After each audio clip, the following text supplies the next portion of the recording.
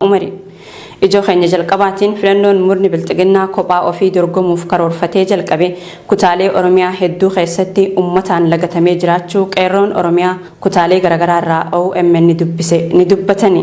Giddugala warraaqsaa kan turte magaalaa Amboo godina Wallagga Lixaa aanaa Sayyoonoolee fi kanneen biroo keessatti akkasuma godina addaa naannawa Finfinnee Burraayyuu fi Sabbataatti kaadiroota mootummaarraa kan hafe ummanni filannoorraa qooda fudhachuu diduu maddeen Oromiyaa Miidiyaa Neetworkitti himanii jiru.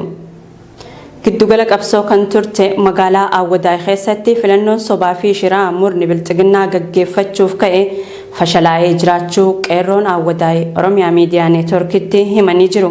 Namoota muraasa kaabinoota wajjin sharaa keessa tattaa'an malee ummanni guutuun tarkaanfii qeerroon fudhatte kabajuun manneen jireenyaa isaaniitti riphee jira. Konkolaataan dirree dhawaa irraa gara Awwadaay imalaa jirus sodaatee karatti dhaabbataa jira.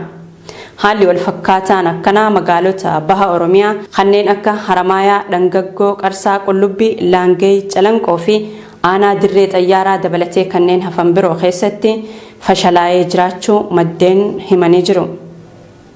Godina addaa saba Oromoo Walloo keessatti buufataalee filannoo irratti bilxiginnaan namoota ofiif barbaadan ramaduun akka hawaasni filatuuf dhufe dirqamaan ampoolii irratti mallatteessu taasisaa jiran jiraattonni godinichaa. Kana malees godina Baalee aanota garaagaraa fi Harargee Lixaa aanaa Daaroo Labuu fi aanaa Mi'eessoo dabalatee kanneen hafan biroo keessatti hawaasni dirqamaan paartii bilxiginnaa filatan malee jechuun humnaan doorsifamaa jiraachuu OMN odeeffatee jira.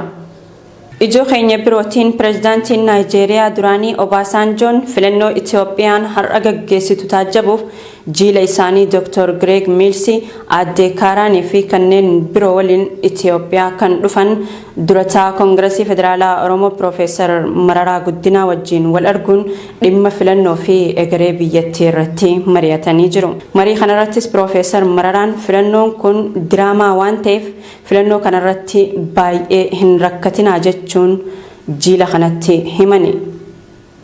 Haleellaa liyyuu haayilii naannoo Somaaleetiin guyyaa dilbata aanaa Cinaaksanitti raawwateen lubbuun namoota lamaa dabruun lama kan biroo ammoo madaa'anii jiru. Ijoo keenya xumuraatiin Suudaan hawaasni addunyaa Itiyoophiyaa irra qoqqobbii akka kaa'u gaafatte.